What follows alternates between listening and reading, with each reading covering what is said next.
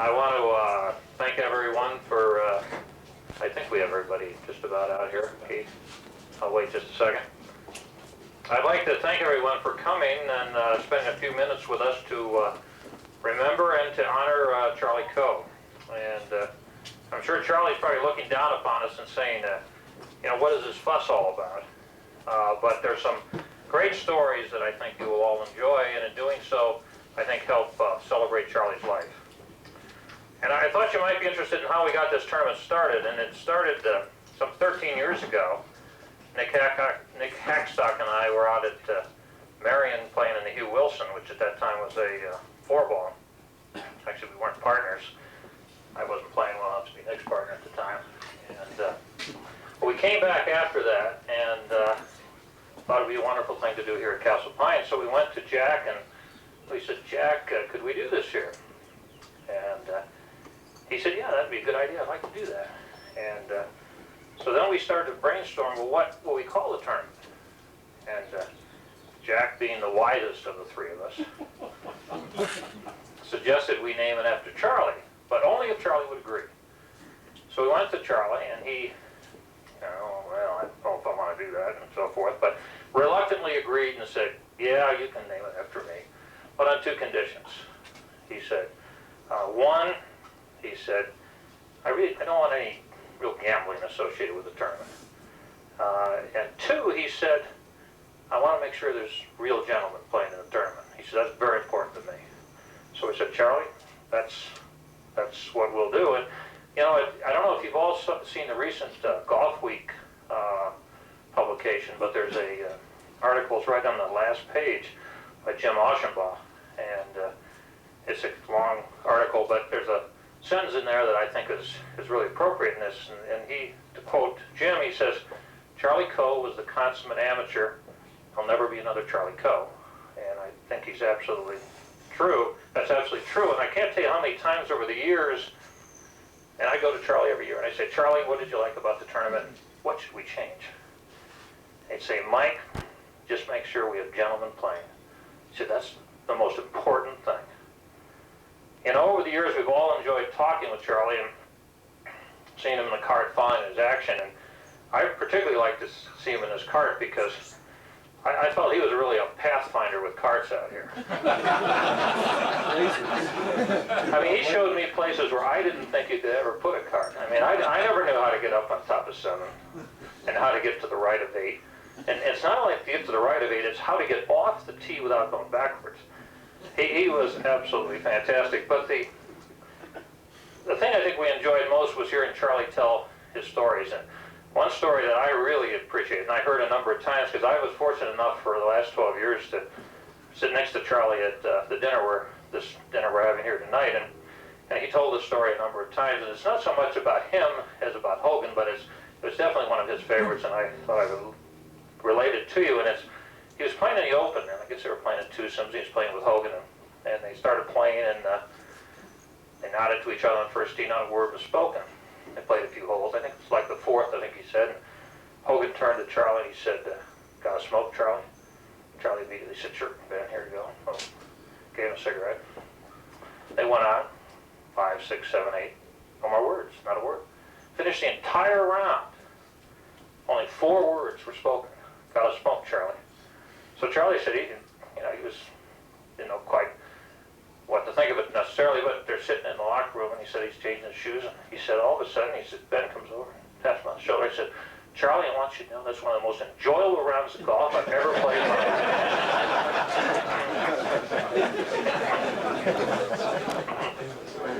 life. Before we continue with any more stories, I'd like to tell you that we are planning through the tournament to develop a scholarship program to honor Charlie.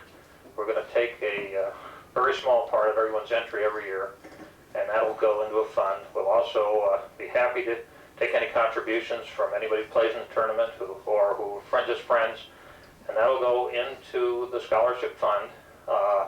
That will then be matched by the International Charities Fund, and then ultimately, and we've got a lot of details here to work out, but ultimately that'll go to OU in a scholarship fund that will honor Charlie. It'll be obviously golfing related. So if anybody's interested in participating in that, the mechanism is through the Castle Pine Scholarship Fund with just a mention on it. This is for the Charlie Coe Scholarship. But there'll be more information as we kind of work that out. And now to continue a little bit, I'd like to ask someone who I know has a couple stories he'd like to tell about Charlie. Bill Helmar, would you come up and thank you. Well, we'll never make it out of here together. You're going to have to lose some weight.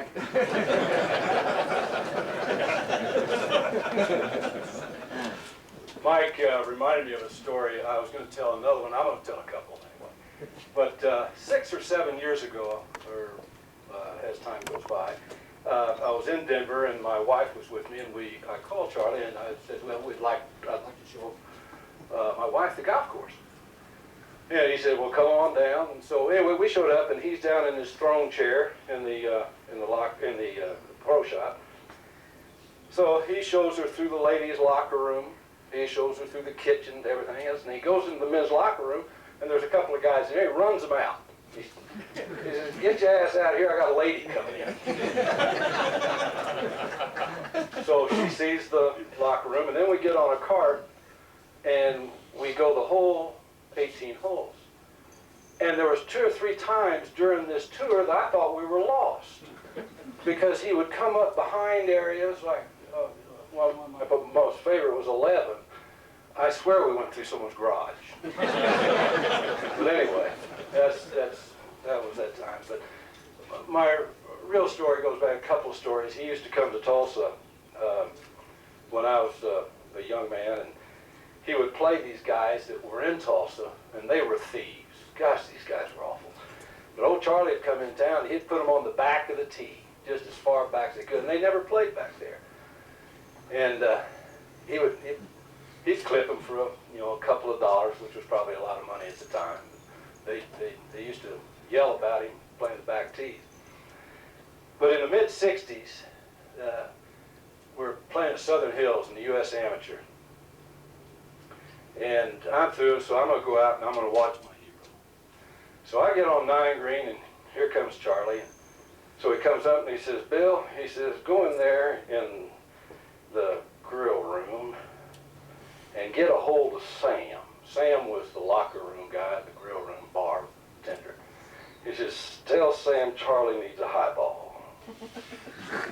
So I run up the hill and I go in there and I said, Sam, Mr. Coe would like to have a highball. So Sam goes over and he mixes a little gasoline and something, I don't know. But I said, well, you better mix 2 of them. So anyway, I get one, he gets one, I drink mine. And then I take it down to Charlie's on 10T. So then, we're going down 10, we're going down 11. We're about halfway up 12. And he says, Bill, he says, better go see Sam again. So I go running up the hill. Hell, I went out to watch him play golf and only seen 3 shots. So anyway, I run up the hill and I get a couple more cocktails. I drink one and I take one to Charlie. Meet him on 13T, or a little past. He'd already his T-ball. So we're going down 13. We play 14. We get to 15. And he says, Bill, better go see Sam. I said, Jesus, I can't walk. So I trudge over the hill, and I'm way up there. And I get one cocktail. And I'm heading back, and a big old tall guy with a badge on, says USGA, comes up and says, young man, where are you going? And I said, well, I'm taking a lemonade to Mr. Coe. And he says, I don't think so. We're not going to have any of that out here. So I said, oh, shit. So anyway, he makes me throw it away. So I catch Charlie on 17 T-box. I said, Charlie, he hadn't given me any tips or anything like that, but he did have a $5 bill in his hand. And I woke up and said, Charlie, the USGA guy stopped me and made me throw it away. Well, that $5 bill went back in there. Let me tell you something. 1966, $5 is a hell of a lot of money, man. So anyway, we play 17, or he does. I'm walking along. He plays 18. So we're coming off 18 green, and I said, there's the gentleman over there that made me throw that drink away. And he goes over there and he starts talking to him, and it turns out to be Mr. Boatwright. I'm going to tell you something, he called him everything but a white man. I mean, he came down him so hard and everything else. So anyway, we got in the locker room, and someone called me a cab after a while. I couldn't keep up. But anyway, that's, you know, one of the things I really cherished about coming up here was, like the rest of y'all, was sitting with Charlie, hearing the stories, and I'll never forget one of the stories he told me. I said, "What's the best tip you ever got in golf?" And he said he was playing in the '58 Open at Southern Hills, and he said he should have won it. And he said he was just having a hard time, and he goes out on the, he's in the locker room, and he runs into Bob Toski. And he's telling him how he's having such a hard time, and he can't hit the ball, or whatever. So Bob tells him to go out and collapse your right side. My back hurt for a fucking month. I guarantee you, I go home and I'm collapsing the right side. Finally, I got over that. But Charlie always said one thing to us when we came up here, and he says, when he got through his little talk, he says, "Boys, have a good time." And I always will remember that. I'm sure going to miss him, and I know you all are too. Thank you.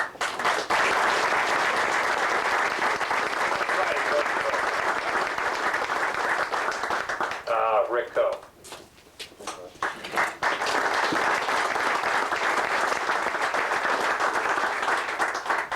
Well, I just want to tell you all that this was a very special place for Dad. Mr. Vickers is a very close friend of his, and I know Jack really liked having Dad around. Fathers give lots of advice.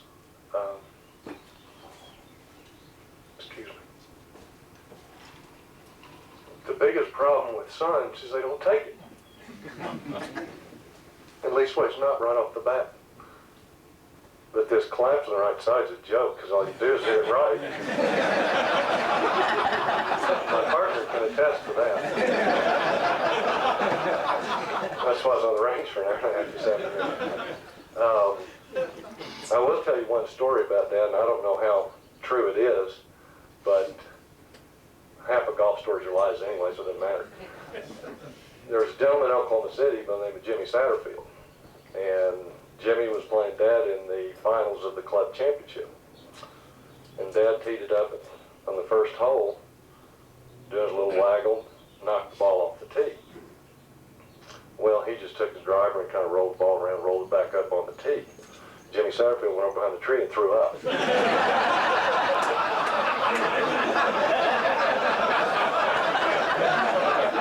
Like I said, I don't know how much of that's true, but it's a good story, for sure.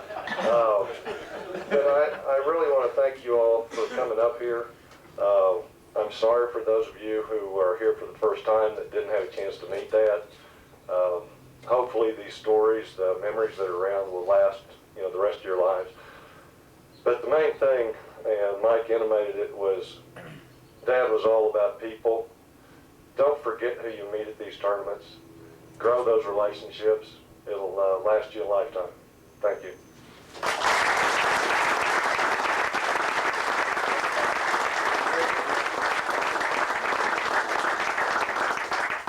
Thank you very much, Rick. And now I'd like to ask Jack Vickers, our leader.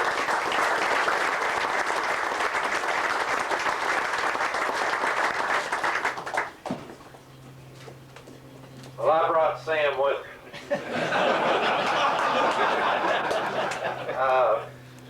Speaking of Sam and the Southern Hills, where I kind of grew up with my brothers, we all went to prep school in Tulsa by the name of Cassia Hall. Small school, only had 150 boys in the school at the time. And when I went down there, I boarded there for 4 years, and my brothers all went there. Jimmy got his ass kicked out after a year or two. But I was ahead of him. So I left a good trail, but he kind of messed it up. The others brought it back to life again. Anyway, we had privileges at Southern Hills, the golf team at this small school. And the state golf title then, in high school, everybody that didn't have the 5A and the 1A and so on, everybody was thrown into one basket and you went out there and played. Well, I didn't know Charlie at the time. Charlie was from Ardmore, and so we came over there to play, and Charlie was either a junior or senior, and I was in my freshman year. But anyway, in my sophomore year, we won the state championship from little old Cassia Hall. And I noted on the record that Charlie was runner-up in the state championship, and I thought he'd won it, to tell you the truth. So I've told a bunch of golf lies. But in any event, as a result of, just as an aside a little bit, when the first year of the the U.S. Amateur went to the medal play, and I don't remember the year, at Southern Hills. That was its first year. And I don't remember whether Sam was still the head guy in the locker room. I guess he was. Anyway, Jimmy, my brother, which Jimmy and Charlie and all of us, we were all great friends. And so Jimmy got out there. He had about it was a 2:30 starting time or something. It was really late. And so he goes out there in the morning nervous, he's going to hit some balls and get ready. And so everything was going well. And he came back up to the clubhouse about 11:30, 12 o'clock to get a little something to eat. And he walks in the grill and they say, "Hey, Jimmy, come on over." Well, these guys were on the whites already, And so Jimmy said, "Damn, that looks pretty good to me." He said, "Sam, bring me one of those." So Sam brought him a martini, and he's sitting there, and all of a sudden, things are picking up, and he's getting a little livelier, and the others are too. And he called Sam over and said, "Sam, bring me another one of those." So Sam brings him the second one, and they keep going, and they're having a big time at the table. So getting about 30 minutes before tee-off time, and he said, "Sam, over here. One more." So Sam goes and gets him another one. And Sam very quietly came up to him, got down in his ear, and he said, "Mr. Dickens," he said, "we've had National Opens here, we've had PGAs here," and he said, "I never seen an approach to this game like you're doing." Well, the short of the story, what's really funny, is that if you gave Jimmy 3 or 4 drinks, as John Pig and a few of us know, and Charlie knew, he goes out, and if you know Southern Hills, great golf course, Jimmy birdies the first 4 holes. He's off and running, and he ends up shooting 66 or 67, and he's leading the amateur first year of the medal play. And apropos to Bill's story, on the final day, Jimmy's got a real chance to win it, and he ended up 4th in the event. But coming down the stretch, and last night he had a good chance to win it. And Sam was feeding me the goddamn deals, and I was carrying him like this, and I was trying to dodge Joe Dye and the whole bunch of the USGA guys. But anyway, I had to throw that in there because it was kind of a funny coincidence. Anyway, going back to our career and Charlie, who was such a great friend, we had many fun times, and after World War II, we both came back to the University of Oklahoma. I was a freshman, and he was a junior at the time.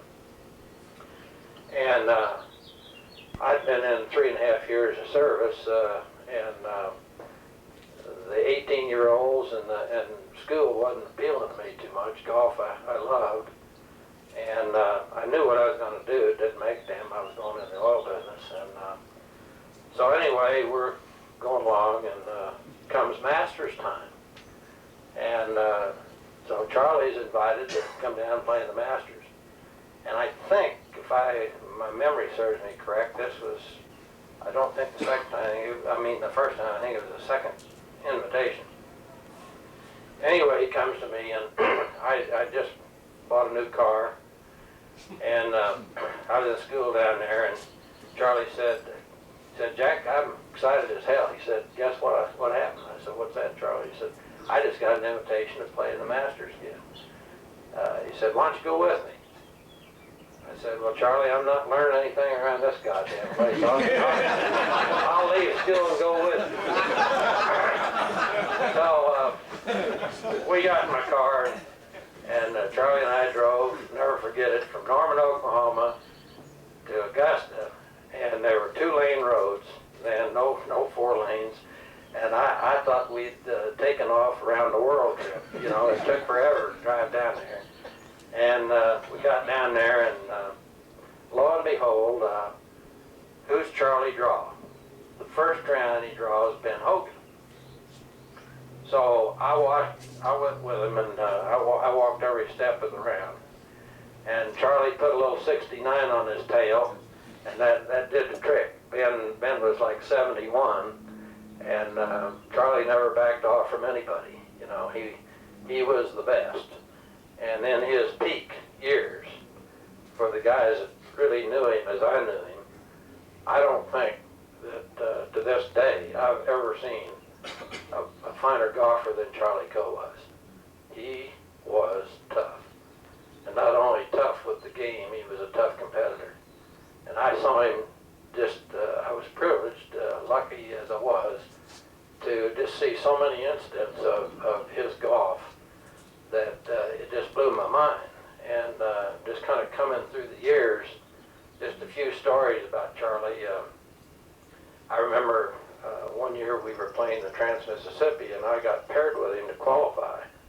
And we were playing Lakewood Country Club here, which is west of town here. And it's, those of you that haven't played it, it's not a Castle Pines, but it was a good track in those days, and it still is a pretty good track, but it was in those days, and going back in equipment and balls and all that. And they had a 17th hole there that was uphill and short hole. Charlie drove the ball within about 30 yards of the green, and he's going. If he gets a birdie there and he pars the last hole, he shoots 59. And I'm a witness, and I've seen it all. 2 eagles on the round up to that point, and he knocks one up there. Hit not a great shot for him, but he knocked it about 8 feet by the hole, and he got a little bowl with the putt. It slid by about 3 or 4 feet, and damn, he didn't miss it thing coming back. But he parred 18, shot 61. So that was quite an experience to witness that, and. Then down at Augusta, just a couple stories. Some of you have heard me tell this, I'm sure, but I can sit here and tell Charlie Coe stories all night. But we had the football coaches down at Augusta, and one time in the old NCAA, when they had NCAA football and you had the replays of the college games on Sunday, my family company, owned half of that company was Sports Illustrated. So we did a lot of entertaining coaches, and particularly in the fall when they got through. And we were down in Augusta, and we had a bunch of the coaches. And each evening they'd have a little gamesmanship at the table about partnership for the next day, and throw a few bets out. Charlie wasn't a big bettor, but the coaches were. And they'd go at it with each other. So we came around to and I wasn't even playing. Came in that group, and they came around to the last day down there in Old Bear Bryant. He was sitting there, and he was having a few in the evening, and this was the day before the last day they played. And he hadn't won a bet, and he was grouchy and bitching and so on. And so before we even got started, he said, "Now, God damn it, fellas, I'm going to tell you something." He said, "I haven't won a damn bet, and we ain't having no bidding tonight. I'm taking Charlie Coe whether you like it or not." So they had Wilkinson and Johnny Majors and you know all the names, all the hell of a bunch of guys. And so they were playing 36 holes a day, and they played 36 that day. And they came around, and Charlie kind of instituted the rules, and he was still in the hole. So he said, "We're not quitting." He said, "We're going over to the par 3. And so I'm going to get even." So he go over to the par 3, and they used to, on the old par 3 was a little one down and a little one back. Charlie birdied both those first 2 holes. Putter goes up in the air, and he says, "Boys, I'm even. I'm going to the cottage." Well, at the end of that day, he played 38 holes, including those little 2 par 3 holes, and he had birdied 19 of the 38 holes. Is that a golf story? That's an unbelievable, that was a true golf story. And another Augusta story was, and Rick's heard this, I'm sure, many times, but he was playing, they were having the jamboree, and so he was going to play with Jack Stevens. And you know, Augusta is kind of the socialistic world. If you win, you get docked. So they finally get you where you can't win, you know. So Charlie had been playing Augusta at +6, and so they decided they were going to dock him one more. He's playing with Stevens, so they say, "You're going to play +7," and he's hollering and bitching. He goes out and shoots 63, and they win it again. So if you think the man couldn't play, I'll tell you, he could play. And then I guess one of my closest stories to Charlie at the end of way after my career and way after his too. About 5 years ago, 4 years ago, 5 years ago, I can't remember, I'm bad on time. But we played in the Jamboree, which is the member at Augusta, and we played in that thing together as partners for 3 or 4 years, and or maybe even longer. And we hadn't won it. We'd come close a couple times. Probably should have won it, but didn't. So we play this round, the last round. It's a one-day deal, really. It's an event, but they make the one day the deal. And so at the end of the day, there are 5 teams tied. And so we got a 5-team playoff. And those of you that know the golf course, we go over to number 1 for the playoff.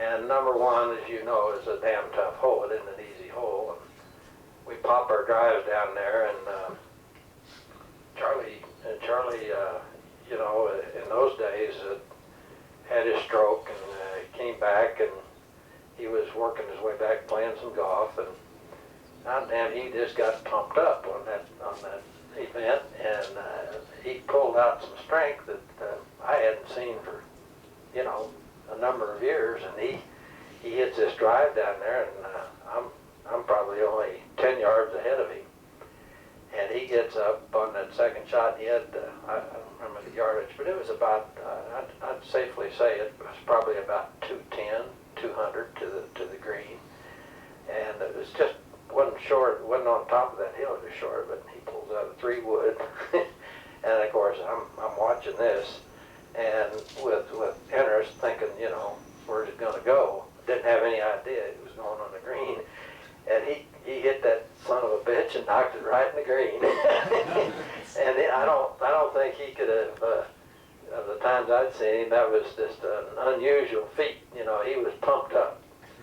And so then I had to follow him, and I hit a shot which I thought was a really perfect shot. I mean, I hit it right over the top of the flag, and it hit that back end and bounced over, and the flag was in the back, and if you go over that first green, you know, it really rolls down. You're just dead trying to get it back up there and stop it anyway. So now he's on his own for all practical purposes, and he's got about 20-footer. And, you know, the Augusta greens, and he hits his first putt, and he was very dainty with it. He slid it back, he slid it by there about 3 or 4 feet. he came over to me and said, "Oh shit." And so which way do you think it goes? We read it all, you know, and figured it all out. He gets up there to putt, and boy, he took it, he knocked it right in the hole. And he comes over to me and he said, "Well, I shook that son of a bitch in the hole." So, and we won the jamboree. So that was a special moment in my time and Charlie's time, and we just had a lot of fun in our lives. And you know, as Mike said, he's looking down here, kind of laughing. I know he wouldn't want to get serious, and we all decided we'd tell a few stories. And I'm just sorry he isn't here to tell some himself. But he was a great guy, and we will miss him.